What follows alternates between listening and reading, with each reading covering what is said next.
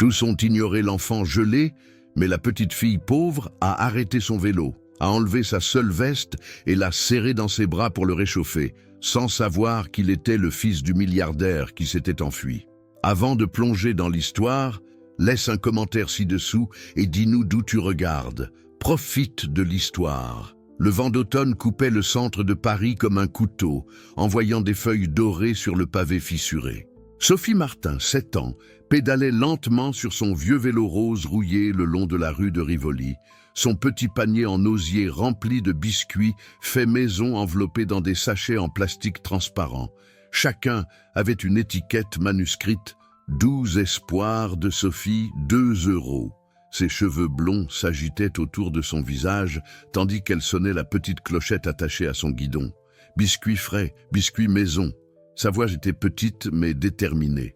Bien que la plupart des gens passaient rapidement sans regarder, elle avait appris à ne pas le prendre personnellement.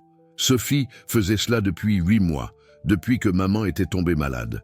Les médecins ont dit que c'était ses poumons, qu'elle avait besoin de médicaments qu'elle ne pouvait pas se permettre. Alors, tous les jours après l'école, Sophie cuisait des biscuits avec les derniers morceaux de farine et de sucre qu'elles avaient et les vendait dans les rues. Parfois, elle gagnait assez pour les pilules de maman. Parfois non. Aujourd'hui avait été lent. Seulement 3 biscuits vendus et le soleil se couchait déjà, peignant le ciel dans des tons orange et violets.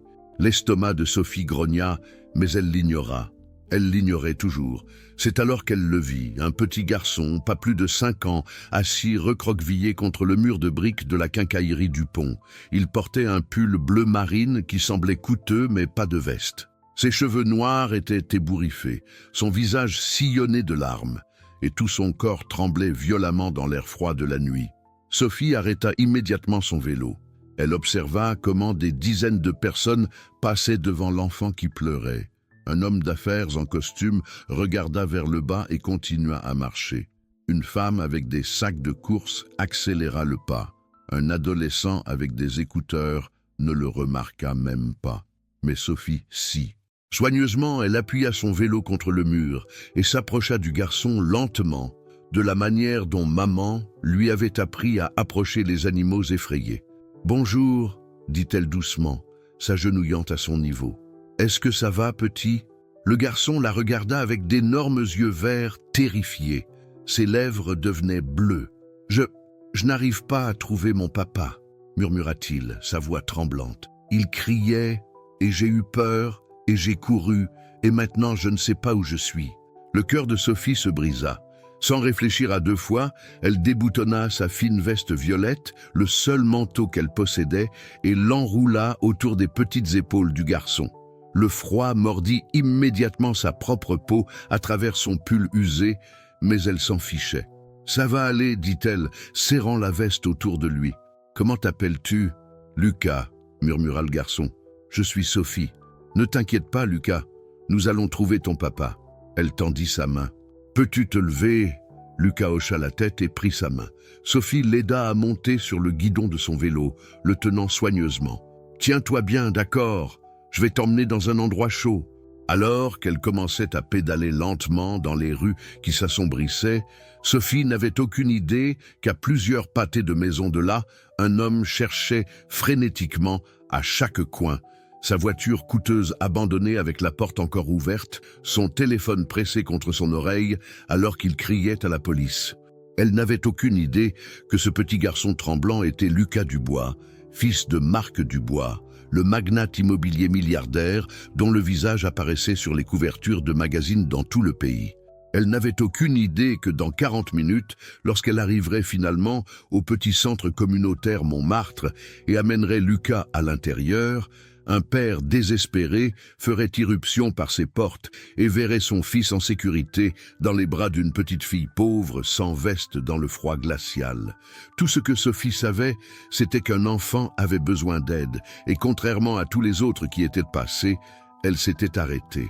Marc Dubois n'avait jamais connu la vraie peur jusqu'à cet après-midi.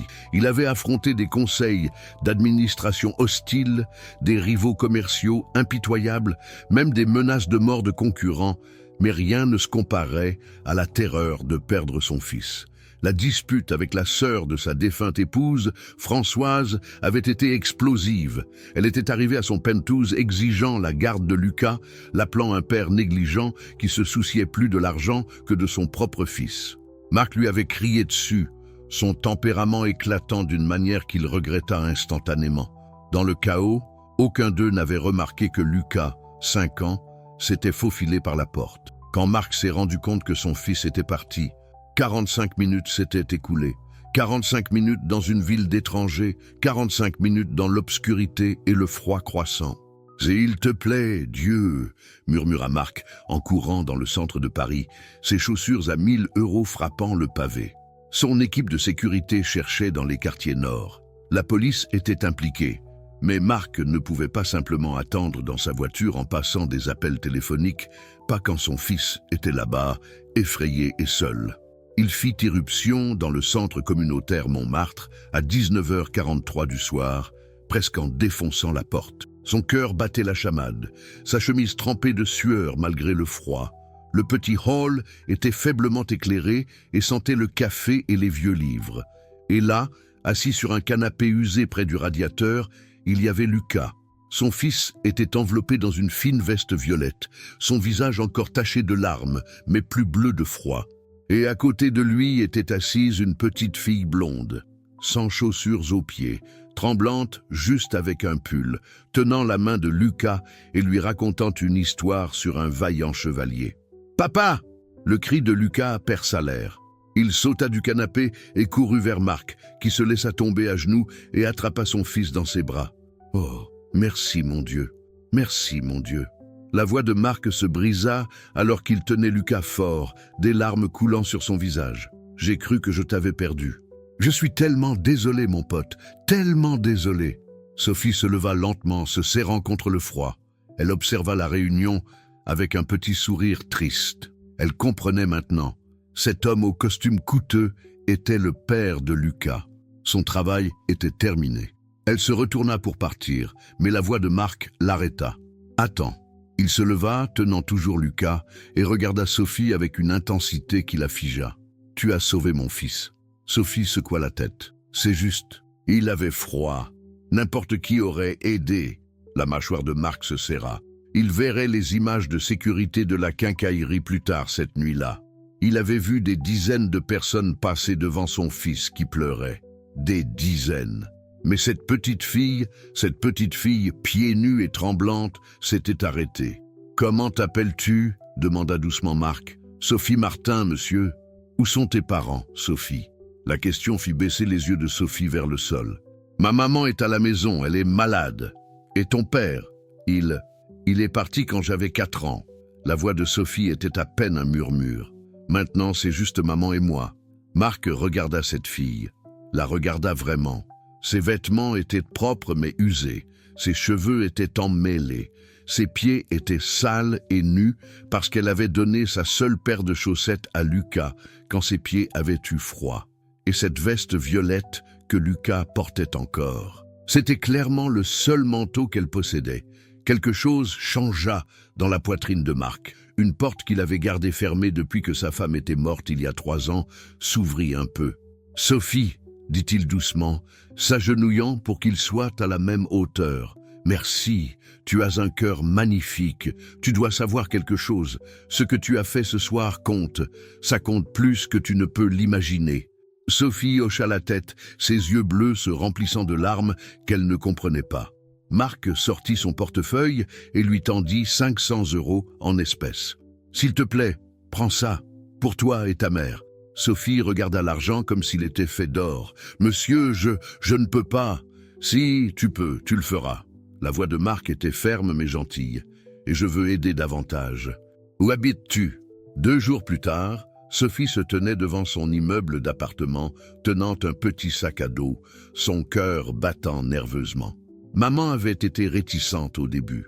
Quand la voiture élégante était arrivée avec une invitation, M. Dubois voulait remercier Sophie correctement et l'avait invitée à visiter sa maison pendant l'après-midi. « Je ne sais pas, ma petite », avait dit maman, son visage mince, inquiet. « Les gens riches, ils sont différents. » Mais les 500 € avaient acheté les médicaments de maman pour 2 mois. Et la gentille femme qui avait livré l'invitation, la gouvernante de M. Dubois, Madame Moreau, avait promis que Sophie serait en sécurité. Maintenant, alors que l'élégante voiture noire s'arrêtait devant un manoir qui semblait tout droit sorti d'un conte de fées, Sophie se sentait très petite. La maison était énorme, avec de hautes colonnes blanches, des jardins impeccables et des fenêtres qui brillaient sous le soleil de l'après-midi. Lucas sortit en courant, avant même que la voiture ne s'arrête. « Sophie, Sophie, tu es venue !» Il prit sa main et la tira vers l'entrée. « Je veux te montrer mes jouets et ma chambre. Et nous avons une piscine et une bibliothèque et... » Doucement, mon pote. Marc apparut à la porte souriant. Cela transforma son visage habituellement sérieux en quelque chose de chaleureux. « Laisse-la respirer !» Sophie n'avait jamais vu autant d'espace, tant de luxe. Les sols en marbre étaient si brillants qu'elle pouvait voir son reflet. Un lustre pendait du plafond comme une cascade d'étoiles. Tout sentait le propre et le coûteux. « As-tu faim, Sophie ?» demanda Marc. Madame Moreau a préparé le déjeuner. Le déjeuner était des sandwichs au fromage grillé et de la soupe à la tomate. De la nourriture simple, mais faite avec des ingrédients que Sophie n'avait jamais goûtés auparavant. Du pain frais, du vrai beurre, de la soupe qui ne venait pas d'une boîte. Elle mangea lentement, savourant chaque bouchée, tandis que Lucas bavardait avec enthousiasme à ses côtés. Après le déjeuner, Marc montra à Sophie son bureau. Les murs étaient couverts de livres, des centaines. « Tu aimes lire ?» demanda-t-il. Sophie hocha la tête avec enthousiasme. « J'adore lire, mais la bibliothèque est loin de notre appartement et maman ne peut plus marcher cette distance. » Marc prit un livre de l'étagère, un bel exemplaire illustré du jardin secret. C'était le préféré de ma femme. J'aimerais que tu l'aies. Les yeux de Sophie s'agrandirent. Non, je ne peux pas l'accepter, monsieur. S'il te plaît. Marie aurait voulu que quelqu'un l'aime comme elle l'a aimé. La voix de Marc se brisa légèrement en prononçant le nom de sa défunte épouse. Elle croyait en la bonté. Elle aurait adoré ce que tu as fait pour Lucas. Au fur et à mesure que l'après-midi avançait, Marc observait Sophie et Lucas jouer ensemble. Lucas, qui avait été réservé et triste depuis la mort de sa mère, riait, vraiment riait. Et cette petite fille au cœur d'or apportait de la lumière dans sa sombre maison. Une idée commença à se former dans l'esprit de Marc. Une idée folle. Mais peut-être, juste peut-être, c'était exactement ce dont les deux enfants avaient besoin. Ce soir-là, Marc ramena Sophie chez elle lui-même. Quand ils arrivèrent au complexe d'appartements délabrés, le contraste était saisissant. Peinture écaillée, fenêtres cassées, une transaction de drogue se déroulant dans l'allée. Sophie remarqua son expression. « Ce n'est pas si mal, » dit-elle doucement. « On s'en sort. » Marc accompagna Sophie jusqu'à sa porte. Quand sa mère répondit, une femme émaciée de 30 ans qui semblait en avoir 60, il vit la même gentille bonté dans ses yeux qu'il voyait dans ceux de Sophie.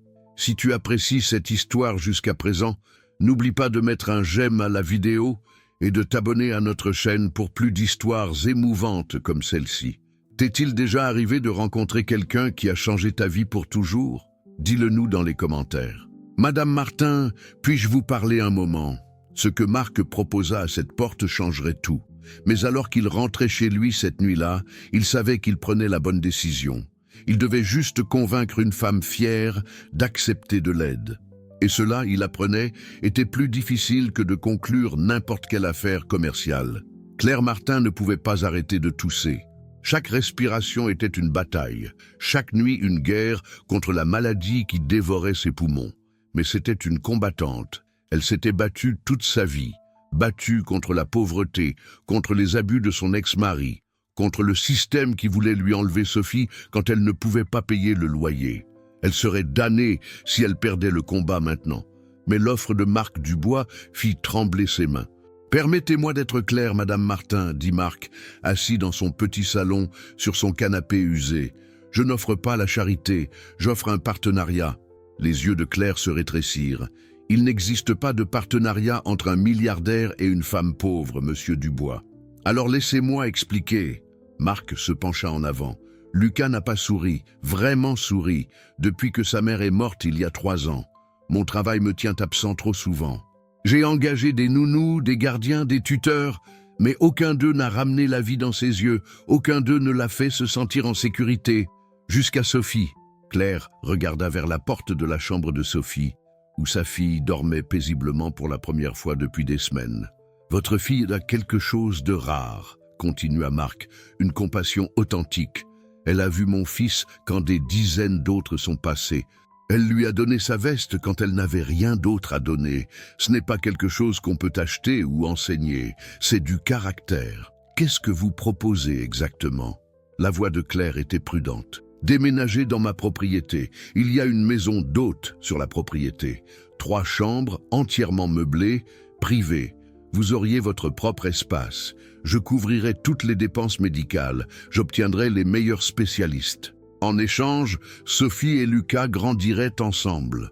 Elle serait son amie, sa compagne. Ils iraient à la même école privée, auraient les mêmes opportunités. » Le rire de Claire fut amer. « Vous voulez que ma fille soit la compagne de jeu payée de votre fils ?»« Non. » La voix de Marc était ferme. « Je veux donner à 2 enfants qui ont besoin l'un de l'autre la chance d'être amis. Je veux aider une femme qui se tue pour survivre. Je veux honorer la mémoire de ma défunte épouse en faisant quelque chose qu'elle aurait fait sans hésiter. Marie croyait à aider les gens, Madame Martin.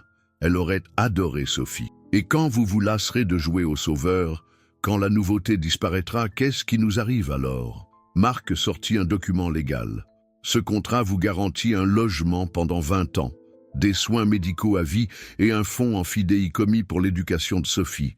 C'est juridiquement contraignant. Si vous voulez partir, vous le pouvez à tout moment, mais le soutien continue indépendamment. » Claire regarda les papiers, les larmes se formant. « Pourquoi feriez-vous cela ? Parce qu'il y a 3 jours, j'ai failli perdre mon fils, et une petite fille aux pieds nus l'a sauvé. Ce n'est pas une dette que je peux rembourser avec de l'argent, Madame Martin, mais je peux m'assurer que vous n'ayez plus jamais à choisir entre des chaussures et le dîner.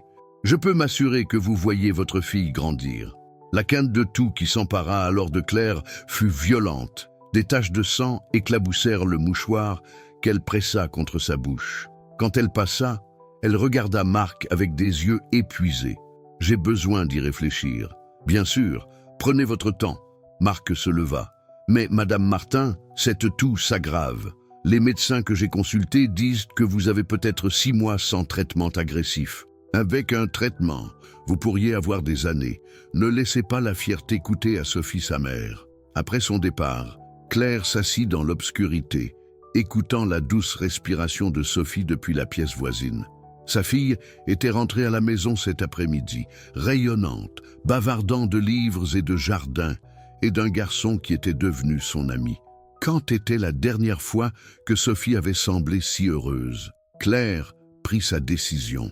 Elle accepterait l'offre non pour elle-même, mais pour Sophie. Sa fille méritait plus que cette vie de lutte, elle méritait la chance que Marc Dubois offrait.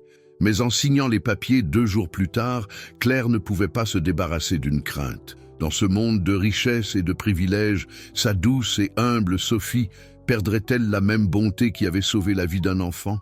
Le jour du déménagement arriva par un frais samedi d'octobre. Sophie se tenait dans la chambre de la maison d'hôte qui était maintenant la sienne, incapable de croire ce qu'elle voyait. La pièce était plus grande que tout son ancien appartement. Elle avait un vrai lit avec une couette moelleuse, des étagères attendant d'être remplies et des fenêtres avec vue sur un jardin qui semblait s'étendre à l'infini. « Ça te plaît ?» Lucas rebondissait sur la pointe des pieds à côté d'elle, ses yeux verts brillants d'excitation. « Ma chambre est dans la maison principale, mais on peut jouer ensemble tous les jours. Et Madame Moreau fait les meilleurs biscuits, et il y a des balançoires. Et Lucas, respire. » Marc rit depuis la porte. Il avait pris un jour de congé du travail, chose rare, pour les aider à s'installer, donner à Sophie le temps de s'adapter. Mais Sophie souriait déjà, le plus grand sourire que Marc ait vu sur son visage. « C'est parfait, » murmura-t-elle. « Merci, Monsieur Dubois. Appelle-moi Marc. Tu fais partie de la famille maintenant. » Ces mots se posèrent sur la maison comme une bénédiction. Au cours des semaines suivantes, les 2 enfants devinrent inséparables.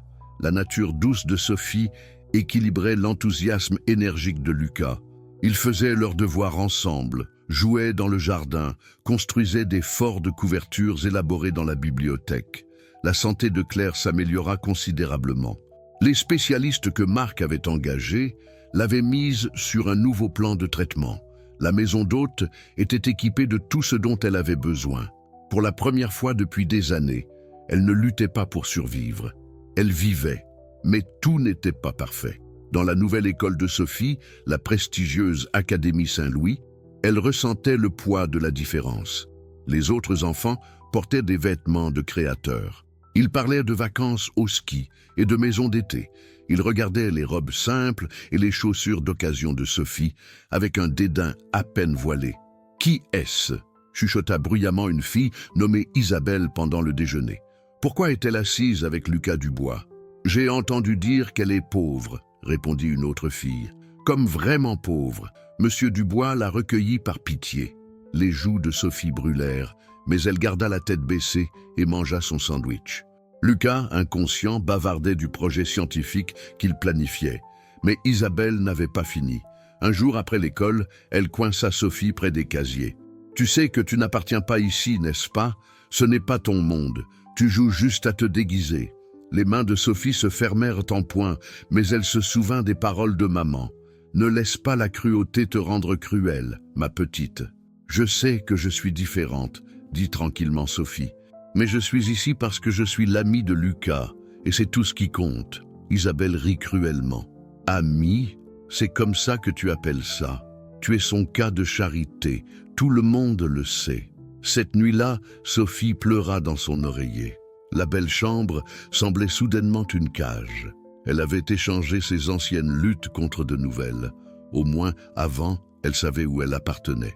Marc la trouva sur la balançoire du jardin le soir suivant, son visage encore gonflé par les larmes. Il s'assit à côté d'elle, la balançoire grinçant sous son poids. « Madame Moreau m'a raconté ce qui s'est passé à l'école. » Sophie s'essuya les yeux. « Je vais bien. »« Non, ce n'est pas le cas.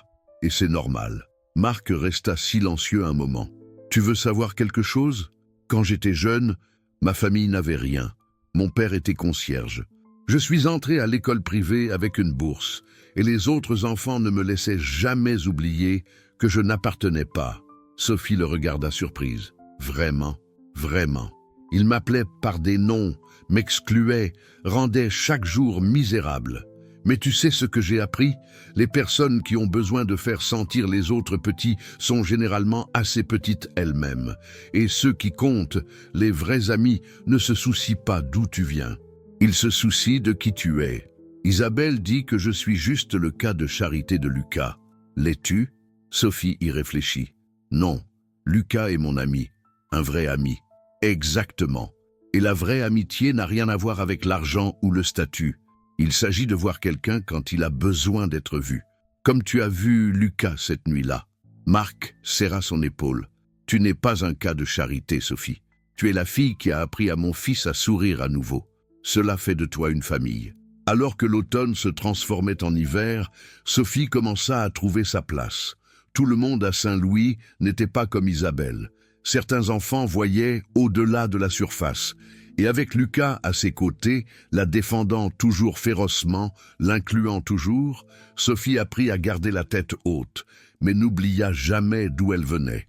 Et elle n'a jamais cessé de remarquer les personnes que tout le monde ignorait. 2 ans passèrent comme un doux rêve. Sophie avait maintenant 9 ans, Lucas 7. Ils avaient grandi ensemble, appris ensemble, étaient devenus de vrais frères et sœurs en tout sauf par le sang. La santé de Claire s'était stabilisée, bien que la maladie reste tapie comme une ombre qu'elle ne pouvait pas tout à fait échapper. Marc les observait depuis la fenêtre de son bureau, un après-midi de printemps. Sophie lisait à Lucas sous le vieux chêne, leurs têtes penchées ensemble. Son cœur se gonfla de quelque chose qu'il n'avait pas ressenti depuis des années, contentement. La voix de Françoise derrière lui brisa le moment. Encore à jouer à la famille heureuse, Marc? Il se retourna pour faire face à la sœur de sa défunte épouse. Françoise se tenait à la porte, son expression froide. Elle avait été principalement absente pendant ces 2 années, amère d'avoir perdu sa bataille pour la garde. Mais elle appelait occasionnellement, toujours avec la même accusation. Marc trahissait la mémoire de Marie en la remplaçant par la fille d'une étrangère. « Françoise, je ne savais pas que tu venais. Je suis ici pour voir mon neveu. J'ai le droit, non ?» Son ton était acerbe. « À moins que cette petite gamine des rues que tu as ramassée n'ait complètement remplacé notre famille. Ne l'appelle pas comme ça. Pourquoi pas? C'est ce qu'elle est. Un cas de charité que tu gardes près de toi pour soulager ta conscience coupable. » Françoise s'approcha. « Tu crois que je ne vois pas ce que tu fais? Tu essaies de remplacer Marie. Tu essaies de créer une famille fantaisiste parce que tu n'as pas pu sauver ta femme. » La mâchoire de Marc se serra. « Cela n'a rien à voir avec Marie. Tout ce que tu fais a à voir avec Marie. Elle est morte, Marc, et aucune quantité de jeu à sauver des petits orphelins pauvres ne la ramènera. Ça suffit. » La voix de Marc était glacée. « Sophie n'est un remplacement pour personne. C'est une fille extraordinaire qui mérite chaque opportunité que je peux lui donner. Elle t'utilise. Cette mère à elle t'utilise. Tu ne peux pas le voir. Ce que je vois, dit Marc à voix basse, dangereusement, c'est une femme amère qui ne supporte pas de voir son neveu heureux. Lucas aime Sophie. Elle est bonne pour lui. Et si tu ne peux pas accepter ça, alors peut-être que tes visites doivent cesser. » Le visage de Françoise rougit. « Tu regretteras ça, Marc. Retiens mes paroles, cette fille te brisera le cœur. Les gens de son monde le font toujours. » Elle partit dans une furie de parfums coûteux et de talons qui cliquaient. Marc vit sa voiture disparaître dans l'allée, l'inquiétude s'installant dans son estomac. Il ne savait pas à quel point Françoise aurait raison, mais pas de la façon dont elle l'imaginait. Ce soir-là, alors qu'il bordait Lucas dans son lit, son fils demanda « Papa, pourquoi tante Françoise déteste Sophie ?» Marc soupira. « Elle ne la déteste pas, mon pote. Elle est juste triste. Parfois, quand les gens sont tristes, ils disent des choses qu'ils ne pensent pas. J'aime Sophie, dit fermement Lucas. C'est ma meilleure amie pour toujours et à jamais. Pour toujours et à jamais, acquiesça Marc embrassant son front. Mais dans la maison d'hôte, Claire Martin était assise avec une lettre non ouverte, ses mains tremblantes. L'adresse de retour était des services de l'enfance. Après des années de paperasse et de batailles juridiques, elle avait finalement reçu une réponse à une question qu'elle craignait de poser. La lettre confirmait ce qu'elle avait soupçonné depuis longtemps. Le père biologique de Sophie, l'homme qui les avait abandonnés, était mort il y a 3 ans. Il n'avait pas laissé d'autres familles, personne qui viendrait les chercher. Sophie était vraiment sienne, complètement et pour toujours. Mais la lettre contenait aussi autre chose. Un détail sur le père de Sophie que Claire avait gardé secret pendant des années.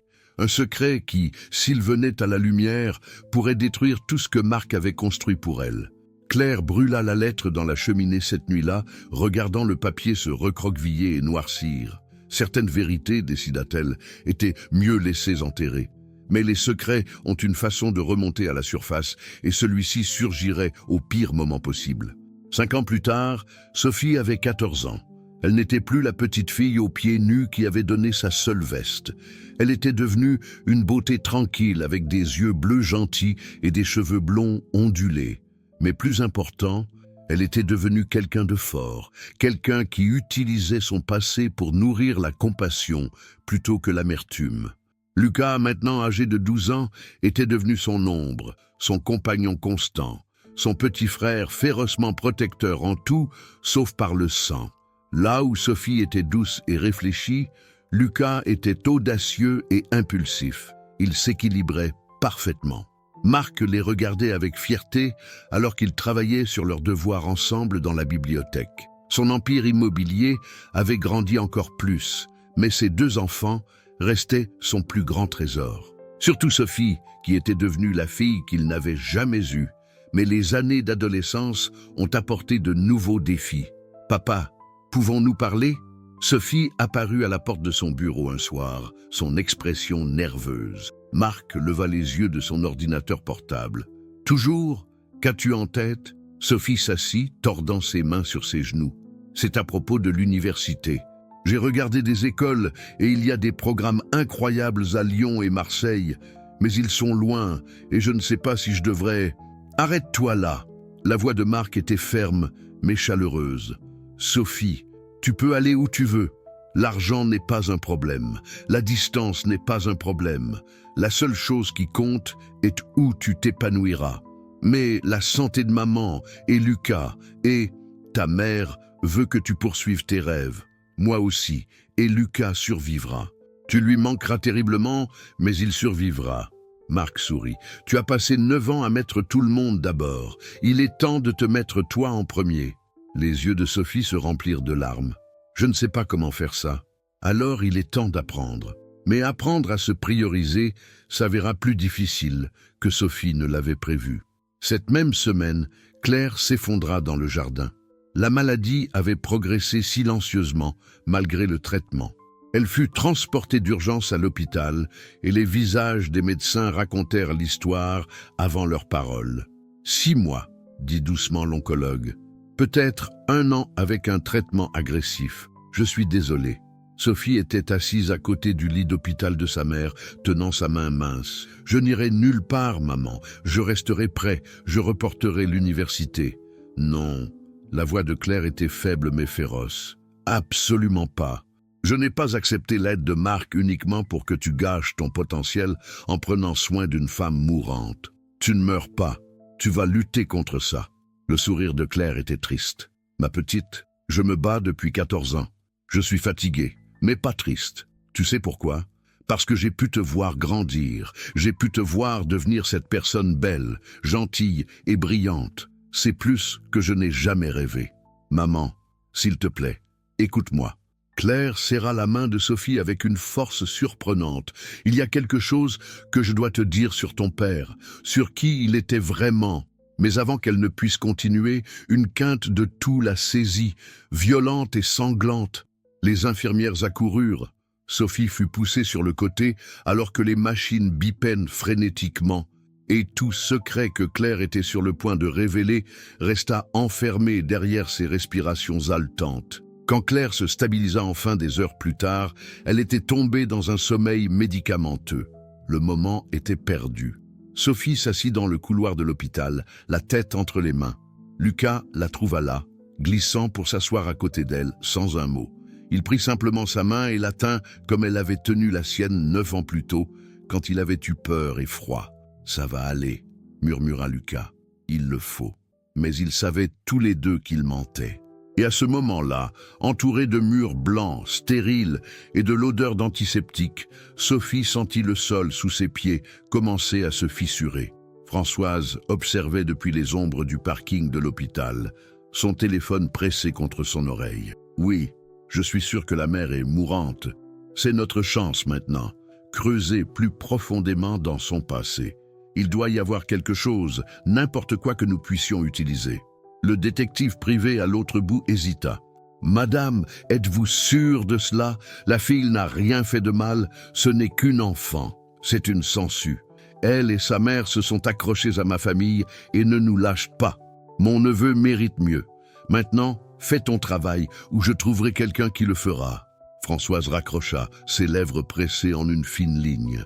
Elle avait essayé d'être patiente. Elle avait essayé d'attendre que Marc retrouve ses esprits. Mais 9 ans plus tard, il était plus attaché à cette fille que jamais, envisageant même de l'adopter. Officiellement, cela ne pouvait pas se produire. L'héritage de Marie ne pouvait pas être entaché par une quelconque fille de la rue jouant à la princesse. Françoise s'en assurerait, quoi qu'il en coûte. David Petit, le détective privé que Françoise avait engagé, n'aimait pas son travail.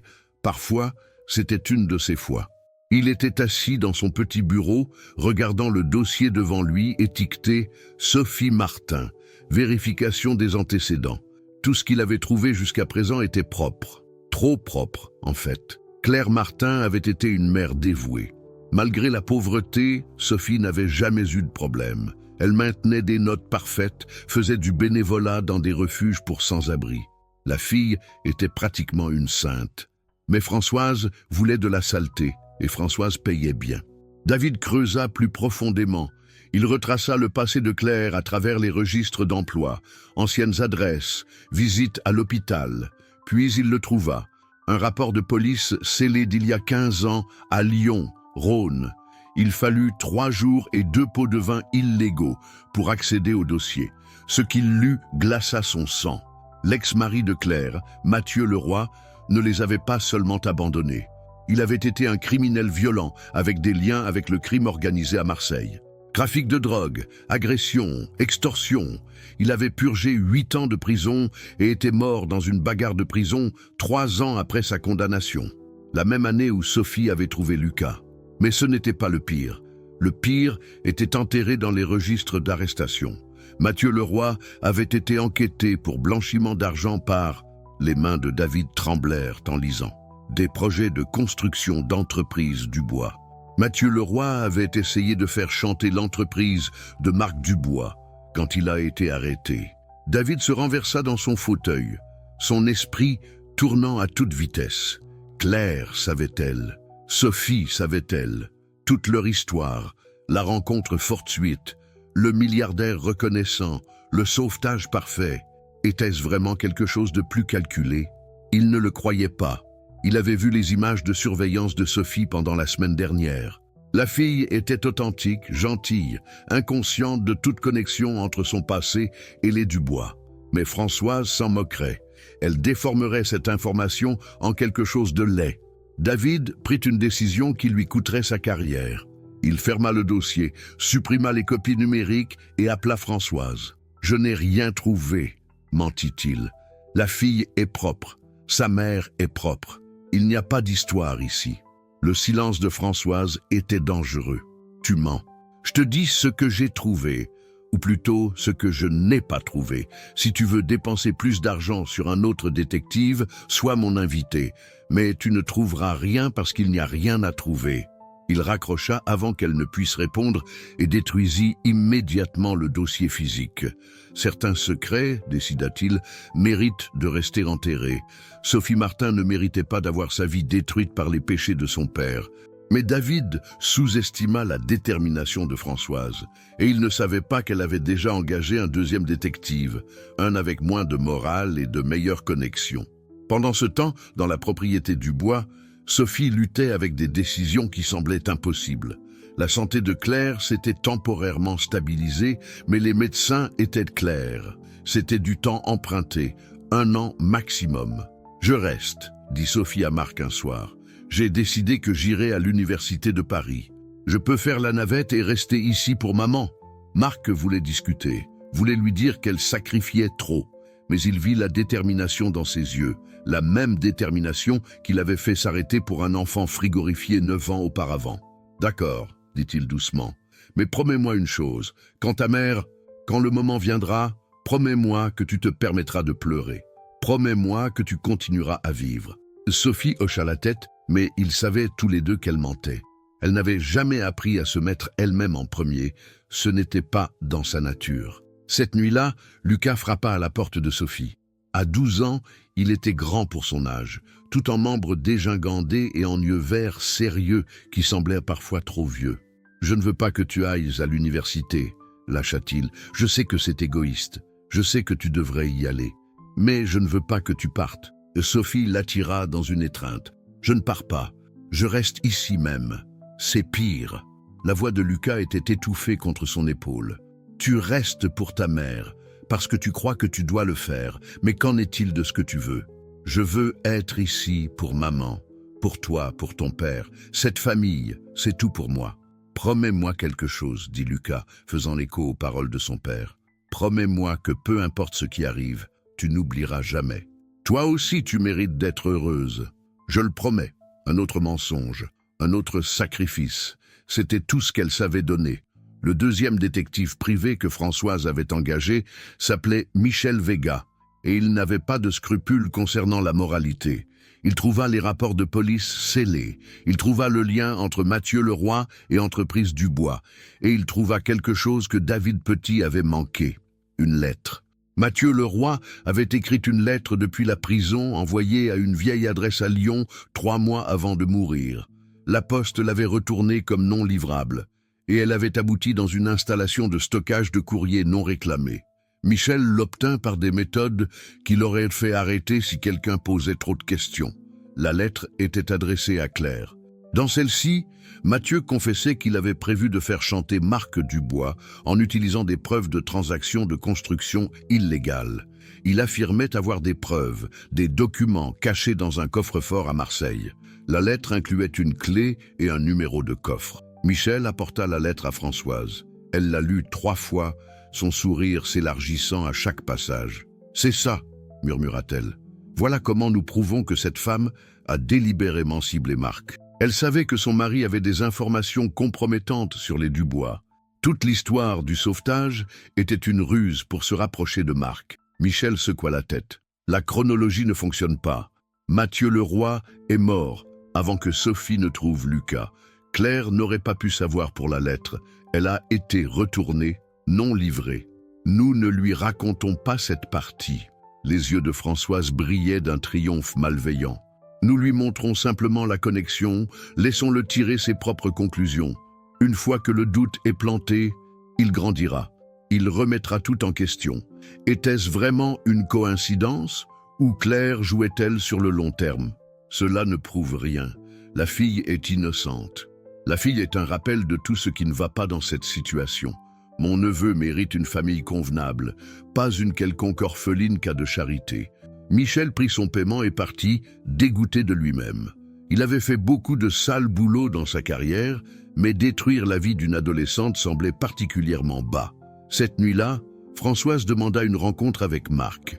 Elle arriva dans son bureau avec un dossier, son expression grave. « Marc, nous devons parler du père de Sophie. » Marc leva les yeux de son travail, immédiatement prudent. « Quoi à propos de lui ?» Françoise exposa les documents.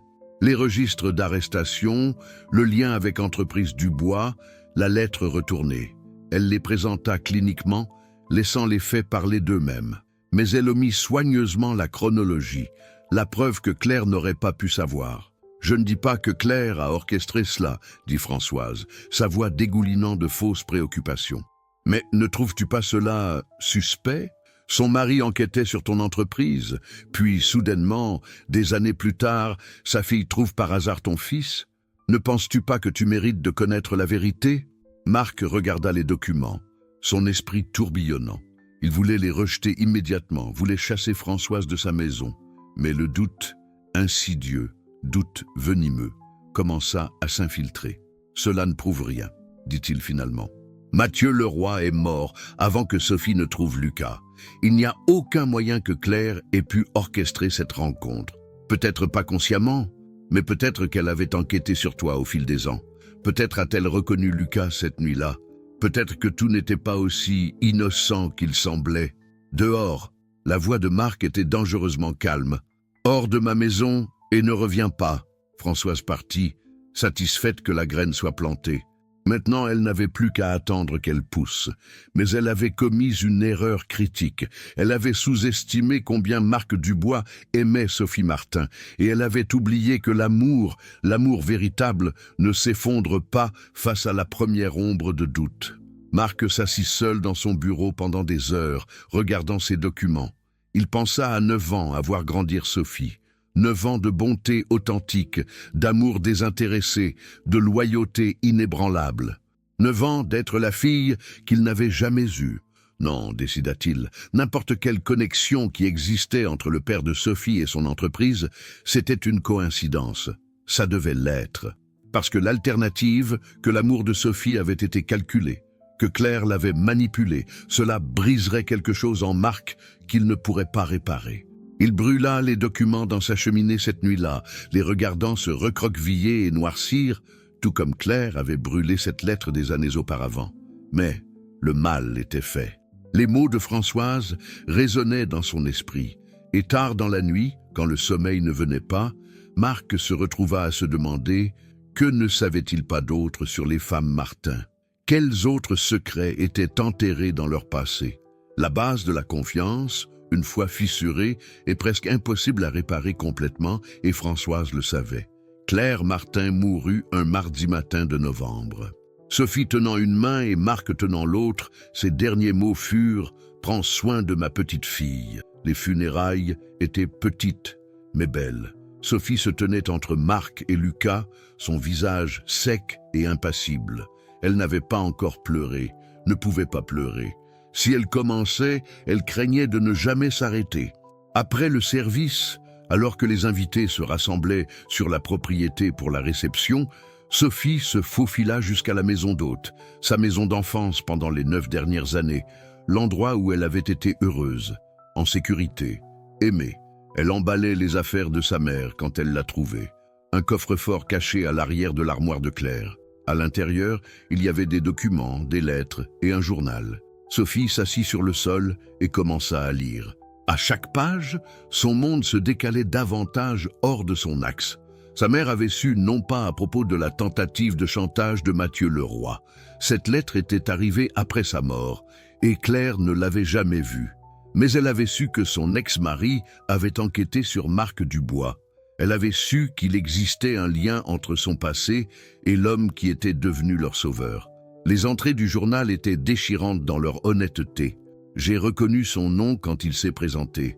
Dubois. Le même nom sur lequel Mathieu avait obsédé avant son arrestation. Mais Sophie ne le savait pas. Elle a sauvé ce petit garçon par pure bonté, rien d'autre. Devrais-je le dire à Marc ? Devrais-je lui dire que mon mari mort a essayé de détruire son entreprise? Ou cela ruinerait-il tout? J'ai décidé de me taire. La connexion ne signifie rien. Mathieu est mort. Sophie est innocente. Nous méritons cette chance de bonheur. Mais la culpabilité me ronge. Chaque gentillesse que Marc fait, je me demande s'il le ferait encore s'il savait. Françoise était ici encore, posant des questions sur notre passé. Elle soupçonne quelque chose. Je dois protéger Sophie. Je dois protéger cette famille que nous avons construite. Mais comment protéger les gens de la vérité? Le journal se terminait il y a 6 mois. Mais il y avait un document de plus dans la boîte. Une lettre adressée à Sophie, à ouvrir, après la mort de Claire. D'une main tremblante, Sophie l'ouvrit. « Ma très chère Sophie, si tu lis ceci, je suis partie et tu as trouvé la vérité. J'avais trop peur pour te le dire. Ton père a essayé de faire chanter les Dubois des années avant que tu ne rencontres Lucas. Je ne l'ai su qu'après que nous avions déjà emménagé ici. Et à ce moment-là, je ne pouvais pas me forcer à parler. Je veux que tu saches quelque chose avec une certitude absolue. Tu n'as rien fait de mal. Ta bonté cette nuit-là était réelle. Ton amour pour Lucas et Marc est réel. Rien de tout cela n'est entaché par les crimes de ton père ou mon silence. Mais je crains que Françoise le sache. Je crains qu'elle n'utilise cette information pour te blesser, pour faire douter Marc de tout. Si cela arrive, j'ai besoin que tu sois forte. Reste dans ta vérité. Tu n'es pas la fille de ton père. Tu es ma fille, et tu es digne de chaque bonne chose. Si Marc s'éloigne de toi, cela brisera mon cœur, même dans la mort. Mais je comprendrai. La trahison, même non intentionnelle, coupe profondément. Sois courageuse, ma petite, sois forte. Et jamais, jamais ne t'excuse pour le beau cœur que tu possèdes. Tout mon amour, maman. Sophie était assise dans le silence, la lettre serrée contre sa poitrine, les derniers mots de sa mère résonnant « Si Marc s'éloigne de toi ». Un coup à la porte la fit sursauter. Marc était sur le seuil, son visage pâle. « Françoise vient de m'envoyer un email », dit-il doucement. « Avec des documents sur ton père, sur la tentative de chantage, sur le lien avec mon entreprise. » Le cœur de Sophie s'arrêta. « Marc, Tu le savais? »« Non, je viens de l'apprendre maintenant. Le journal de maman. » Elle souleva les papiers d'une main tremblante. « Je jure que je ne savais pas. La nuit où j'ai trouvé Lucas, je n'avais aucune idée de qui tu étais. J'ai juste vu un enfant effrayé qui avait besoin d'aide. C'est tout. Je le jure. C'est tout. » Marc la regarda vraiment. Il vit la vérité dans ses yeux, la peur, le désespoir. Mais il vit aussi 9 ans d'amour, de loyauté, de bonté inébranlable. Françoise avait compté sur le doute, mais elle avait oublié une chose. Marc Dubois connaissait les gens. Il avait construit un empire en lisant le caractère, en faisant confiance à ses instincts.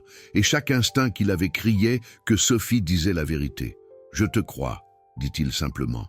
La maîtrise de soi de Sophie se brisa enfin. Elle sanglota dans ses mains, tout son corps tremblant de douleur et de soulagement et de peur. Marc s'agenouilla à côté d'elle et l'attira dans ses bras. « Je te crois, ma chérie, je te crois, et rien ne changera ça.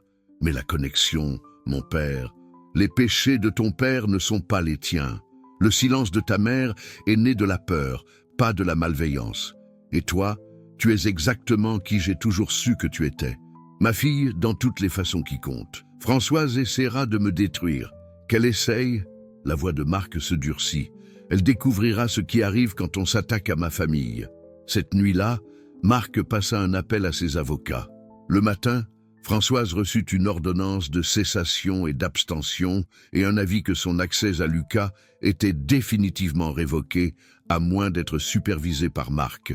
Sa campagne pour détruire Sophie avait échoué spectaculairement. Mais le mal à Sophie était déjà fait. Elle se retira, hantée par l'héritage de son père, torturée par le secret de sa mère. Même l'acceptation de Marc ne pouvait pas complètement guérir la blessure. Lucas la trouva sur la balançoire du jardin une semaine plus tard, le même endroit où Marc l'avait consolée des années auparavant. « Tu es toujours ma sœur », dit férocement Lucas. « Rien ne change cela, ni Françoise, ni ton père, ni rien. » Sophie regarda ce garçon, maintenant presque aussi grand qu'elle, qui avait été sa constante pendant 9 ans. « Et si je ne méritais pas cette famille ? C'est la chose la plus stupide que tu aies jamais dite. » Lucas s'assit à côté d'elle. « Tu m'as donné ta veste quand tu n'avais rien.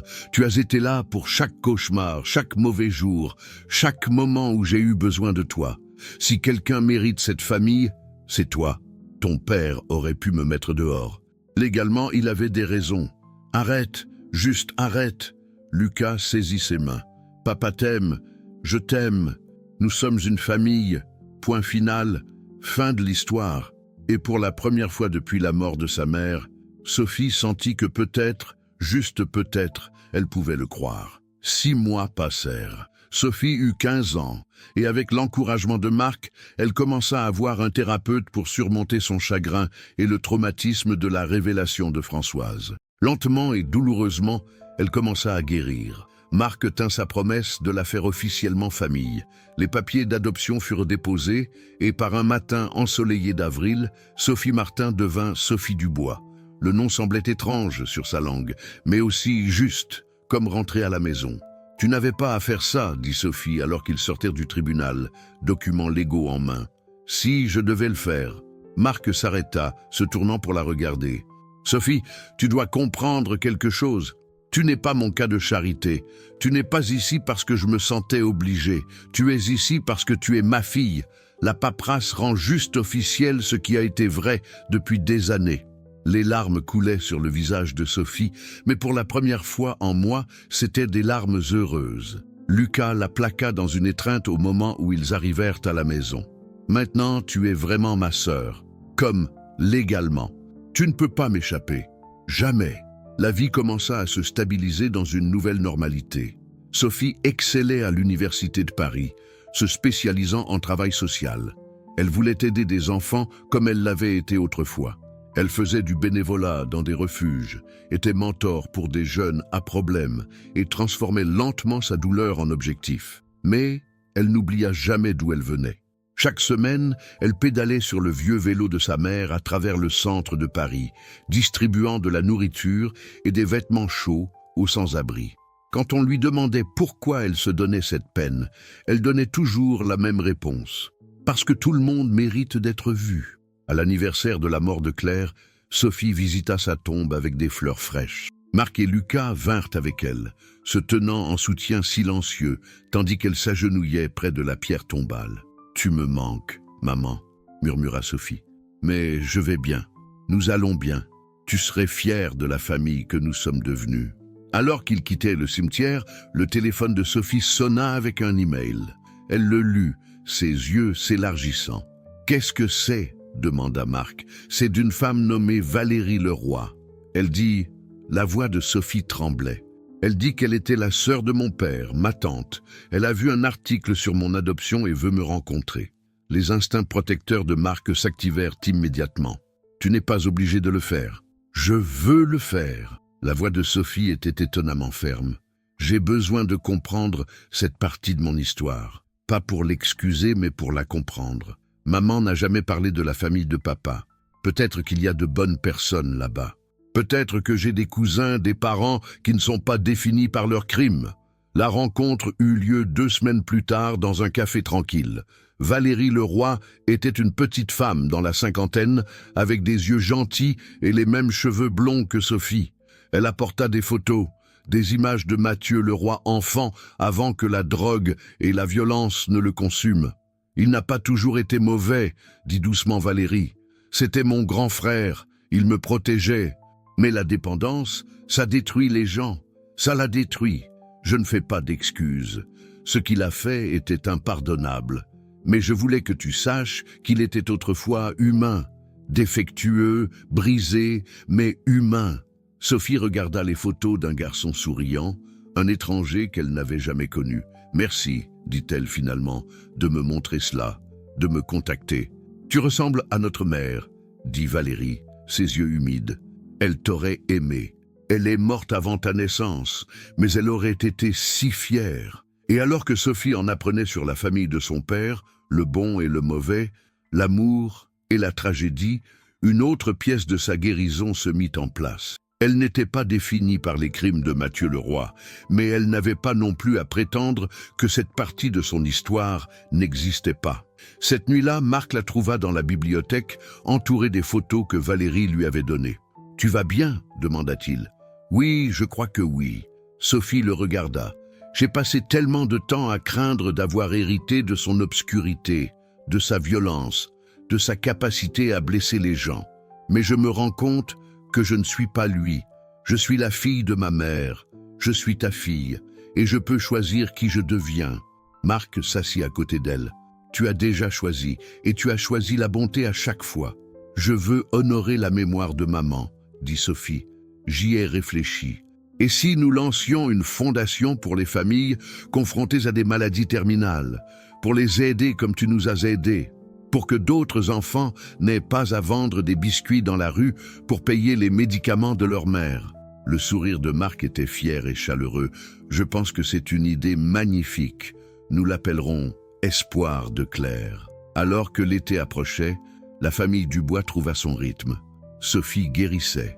Lucas s'épanouissait. Et Marc avait trouvé la paix en sachant qu'il avait honoré l'héritage de sa défunte épouse. Non pas en la remplaçant, mais en ouvrant son cœur pour aimer à nouveau. Mais la vie a une façon de nous tester, juste quand nous pensons avoir trouvé un terrain solide. Et le test final était encore à venir. 7 ans plus tard, Sophie Dubois se tenait sur la scène du centre de congrès de Paris, son cœur battant alors qu'elle regardait la foule de plus de 2000 personnes.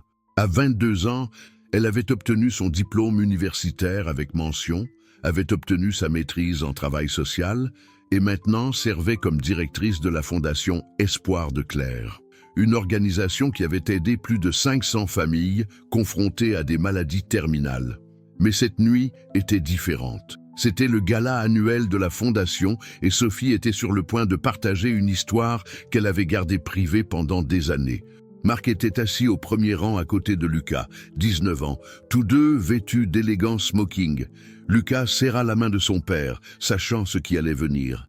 Ils avaient aidé Sophie à préparer ce discours pendant des semaines. « Bonsoir », commença Sophie, sa voix ferme malgré ses nerfs. « La plupart d'entre vous me connaissent comme la directrice d'Espoir de Claire, mais ce soir, je veux vous raconter comment cette fondation a vraiment commencé.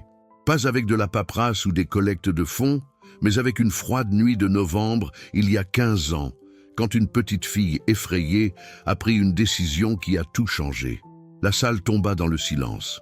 Sophie respira profondément et continua. « J'avais 7 ans, vendant des biscuits dans la rue pour payer les médicaments de ma mère.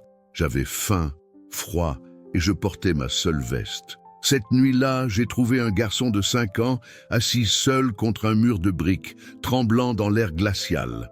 Des dizaines de personnes étaient passées devant lui, mais je me suis arrêté. » La voix de Sophie se brisa légèrement. « Je lui ai donné ma veste. Je ne connaissais pas son nom. Je ne savais pas qu'il était le fils de l'un des hommes les plus riches de Paris. Je savais seulement qu'il avait besoin d'aide et que j'étais la seule à prêter attention.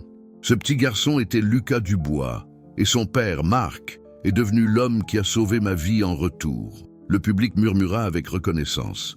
L'histoire de Marc était bien connue dans les cercles philanthropiques de Paris, mais peu connaissaient les détails intimes. Pendant 15 ans, Marc a été mon père de toutes les façons qui comptent. Il a accueilli une fille pauvre et en difficulté et lui a donné une vie au-delà de ses rêves les plus fous. Mais plus que cela, il m'a appris quelque chose d'inestimable, qu'un acte de bonté peut se propager pour toujours. Sophie fit une pause, ses yeux trouvant ceux de Marc. Ce que la plupart des gens ne savent pas, c'est que mon père biologique était un criminel qui a tenté de faire chanter l'entreprise de Marc des années avant ma naissance.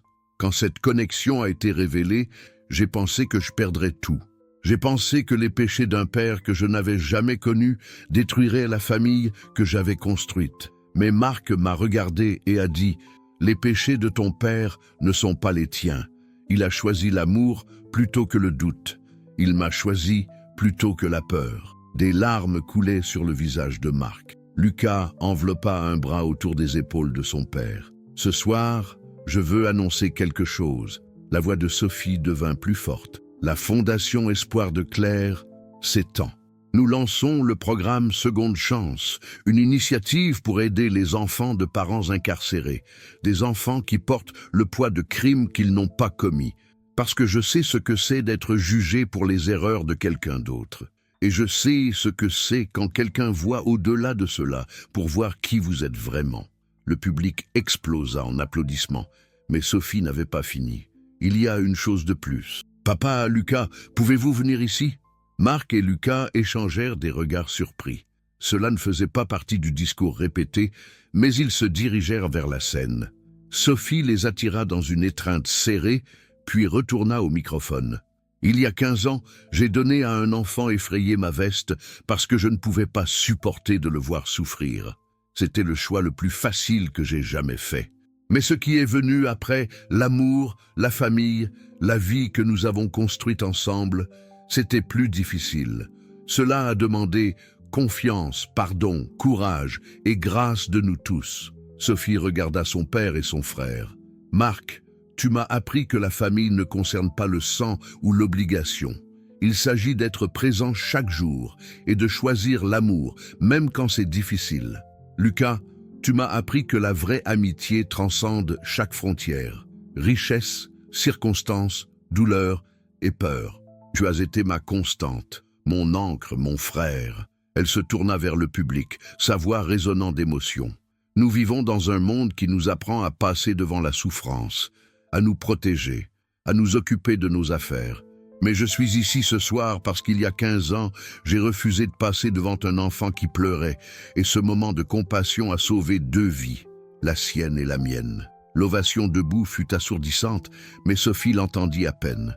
Elle était enveloppée dans les bras de son père, Lucas rejoignant l'étreinte, les 3 s'accrochant à la famille qu'ils avaient construite à partir de bonté et d'amour. Plus tard cette nuit-là, après que le gala soit terminé et que les invités soient rentrés chez eux, les 3 s'assirent dans le jardin de la propriété sous le vieux chêne où Sophie avait autrefois lu au jeune Lucas.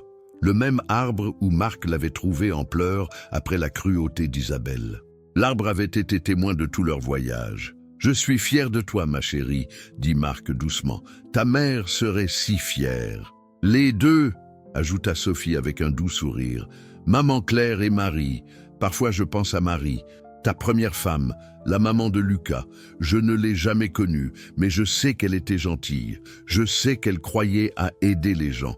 J'espère honorer son héritage aussi. » Les yeux de Marc se remplirent de larmes fraîches. « Tu le fais, chaque jour. » Lucas, étendu sur l'herbe, regardant les étoiles. « Penses-tu parfois à cette nuit?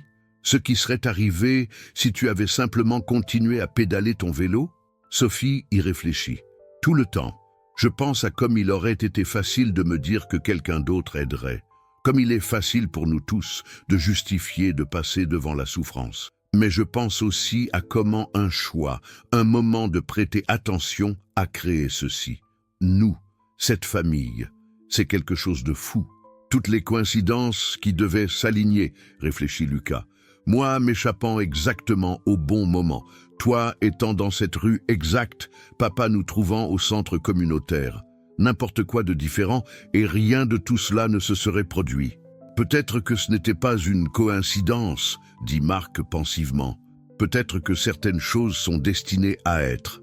Peut-être que l'univers met les gens sur le chemin des autres pour une raison.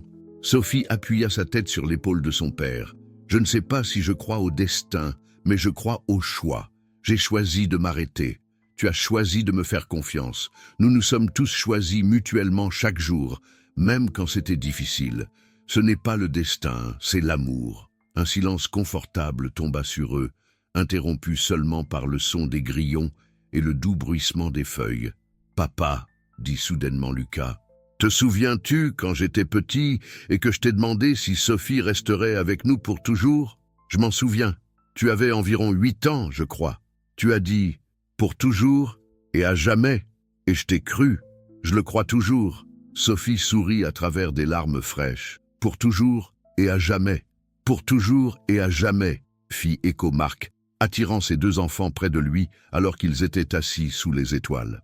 Sophie pensa à la petite fille de 7 ans qu'elle avait été, pieds nus, affamée, vendant des biscuits pour survivre. Cette petite fille n'aurait jamais pu imaginer ce moment, n'aurait jamais pu rêver qu'un acte de bonté mènerait à une famille, une fondation, un but qui s'étendait bien au-delà d'elle-même. Elle pensa à sa mère, Claire, qui s'était battue si durement pour donner à sa fille une vie meilleure, qui avait gardé des secrets douloureux pour protéger le bonheur qu'elle avait trouvé, qui avait aimé avec une férocité qui transcendait la pauvreté, la maladie et la peur. Elle pensa à son père biologique, Mathieu Leroy, un homme qu'elle n'avait jamais connu, dont les crimes avaient presque tout coûté, mais dont la sœur Valérie était devenue une source inattendue de guérison et de connexion. Et elle pensa à Marc et Lucas, les 2 personnes qui avaient prouvé que la famille ne se construit pas par le sang, mais en étant présent, en choisissant l'amour, en se voyant les uns les autres dans des moments où le monde regarde ailleurs. 3 semaines plus tard, Sophie se tenait devant un immeuble d'appartements délabré dans l'est de Paris. Une petite fille, pas plus de 8 ans, était assise sur la marche d'entrée, vendant des bracelets d'amitié d'une boîte en carton. Ses vêtements étaient propres, mais usés. Ses yeux étaient fatigués, mais déterminés. Le cœur de Sophie se serra de reconnaissance. Elle se voyait dans ce visage d'enfant. « Bonjour », dit Sophie, s'agenouillant doucement. « Ce sont de beaux bracelets. Tu les as faits toi-même » La petite fille hocha timidement la tête. « Ils coûtent 2 € chacun. J'économise pour les médicaments de ma maman. » Sophie sortit son portefeuille et donna à la petite fille un billet de 100 €. « J'en prendrai un de chaque couleur. Garde la monnaie. » Les yeux de la petite fille s'écarquillèrent. « Je n'ai pas de monnaie pour ça. Je ne veux pas de monnaie. Je veux que tu l'utilises comme tu en as besoin. » Sophie sélectionna un bracelet bleu et l'attacha autour de son poignet. « Comment t'appelles-tu, ma chérie ?»« Julie. Julie, je veux que tu saches quelque chose. Tu fais quelque chose d'incroyable en aidant ta maman. Cela montre un vrai caractère. Mais tu es aussi juste une enfant. Tu mérites aussi qu'on prenne soin de toi, d'accord ?» Julie hocha la tête, s'accrochant à l'argent comme s'il pouvait disparaître. Sophie sortit une carte de visite de la Fondation Espoir de Claire. « Voici ma carte. Appelle ce numéro demain. Nous aidons des familles comme la tienne. Nous pouvons obtenir les médicaments dont ta maman a besoin et peut-être aider avec quelques autres choses aussi. Tu feras ça ? » « Oui, madame. Merci. » Alors que Sophie marchait vers sa voiture, elle sentit son téléphone vibrer. Un message de Lucas. « Où es-tu ? Papa fait le dîner et a besoin de ton aide pour me convaincre de manger des légumes. » Sophie sourit et répondit « Je rentre à la maison. Dis-lui que je serai son renfort de légumes. » Maison. Le mot la remplit de chaleur. Pas le manoir, pas la richesse, pas le privilège, bien qu'elle soit reconnaissante pour tout cela. Maison, c'était les terribles blagues de Marc pendant qu'il cuisinait. Maison, c'était la loyauté féroce de Lucas et son sourire idiot. Maison, c'était la famille qu'ils avaient choisie, l'amour qu'ils avaient construit, la vie qui avait commencé par un simple acte de compassion. Il y a 15 ans, une petite fille pauvre avait donné sa veste à un enfant frigorifié parce que c'était la bonne chose à faire. Elle ne savait pas que cela changerait sa vie. Elle ne savait pas que cela créerait une famille, construirait une fondation, ou lui donnerait les outils pour aider des centaines d'autres familles dans le besoin. Tout ce qu'elle savait, c'était que quelqu'un avait besoin d'aide et qu'elle avait quelque chose à donner. Et à la fin, c'était tout. Alors que Sophie conduisait dans les rues de Paris vers la maison, vers les gens qui l'aimaient, elle murmura une prière de gratitude. pour les secondes chances, pour la famille choisie, pour les effets ondulants de la bonté et pour la froide nuit de novembre lorsque deux enfants brisés se sont rencontrés et ont construit quelque chose de beau à partir des cendres de leur douleur. Certaines personnes entrent dans nos vies pour une raison. Certains moments changent tout et certains actes de bonté résonnent à jamais. C'était une de ces histoires et elle était loin d'être terminée. Fin. Si cette histoire a touché votre cœur, n'oubliez pas de mettre un j'aime, de la partager avec des amis et des proches qui ont besoin d'entendre ce message d'espoir. Pour continuer à soutenir des histoires comme celle-ci et avoir accès à du contenu exclusif, envisagez de devenir membre de la chaîne en cliquant sur le bouton « Devenir membre » ci-dessous. Chaque soutien nous aide à continuer à vous apporter des histoires inspirantes comme celle-ci. Commentez ci-dessous. Quelle a été votre partie préférée et quelle histoire vous aimeriez entendre ensuite?